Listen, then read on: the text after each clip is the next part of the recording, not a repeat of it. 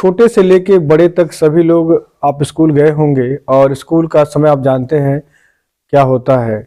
और हफ्ते में कितनी दिन पढ़ाई होती है। अगर सोचिए मैं ये कहूँ कि हफ्ते में सिर्फ 4 दिन पढ़ाई हो और 3 दिन छुट्टी हो तो क्या ऐसा नियम हो सकता है। आप सोचेंगे नहीं ऐसा नहीं हो सकता है, क्योंकि आप जानते हैं कि एक हफ्ते में 6 दिन पढ़ाई होती है और एतवार को क्या होती है, छुट्टी होती है। तो बच्चे अपना एंजॉय करते हैं, संडे मनाते हैं। परंतु अब ऐसा नियम भी हो सकता है क्या कि हम सिर्फ हफ्ते में 4 दिन पढ़ने जाएं और 3 दिन छुट्टी हो।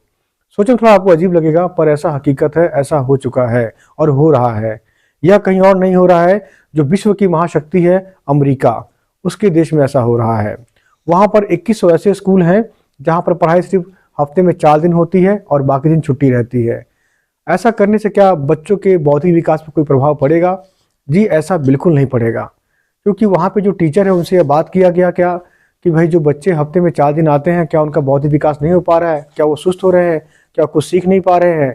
तो वहाँ के टीचरों ने बहुत ही सकारात्मक जवाब दिया। उन्होंने कहा ऐसा कुछ नहीं है, बच्चे बहुत ही अच्छा बेटर परफॉर्मेंस कर रहे हैं और बहुत टाइम से पढ़ने जा रहे हैं और बहुत रुचि ले रहे हैं।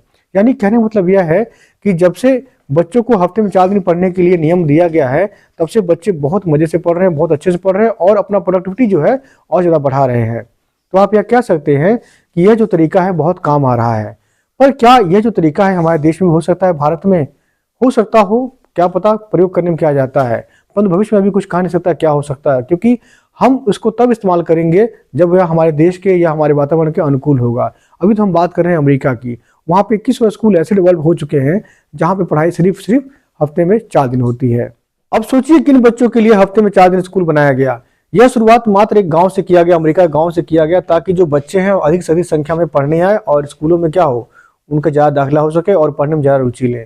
ये छोटी शुरुआत की गई थी, परंतु धीरे धीरे देखते देखते क्या हुआ, यह कस्बा से लेकर शहर तक फैल गया है और अब तक जो स्कूल की संख्या है 21 हो चुकी है और धीरे धीरे बढ़ती ही जा रही है। हो सकता हो कि आने वाले कल में संख्या और ज़्यादा बढ़ जाए और ये भी हो सकता है कि पूरा अमेरिका इसी नियम से पढ़ाया जाए और जो जितने बच्चे जो पढ़ते हैं उनको मात्र हफ्ते में 4 दिन पढ़ाया जाए। तो आप यह भी देख सकते हैं कि कई जगह वर्क फोर्स बढ़ाने की बात की जा रही है, जैसे कि कई जो 12 घंटे काम किया जाए और 8 घंटे की जगह 12 घंटे काम किया जाए। तो हमारे देश में ऐसी बात चल रही है, तो हमारे देश में तो ऐसा नहीं हो सकता है कि भाई ऐसा किया जाए कि बच्चों को हफ्ते में 4 दिन पढ़ाया जाए, बाकी दिन छुट्टी कर दिया जाए। इससे बहुत ही ज़्यादा फायदा हो सकता है। अब आप सोचेंगे कि ऐसा करने से स्कूल को क्या फ़ायदा होगा। जी स्कूल को बहुत ज़्यादा फायदा होगा, क्योंकि आप जानते हैं अमेरिका में लगभग सारे स्कूल क्या है, सरकारी हैं, प्राइवेट स्कूल बिल्कुल एक भी नहीं है।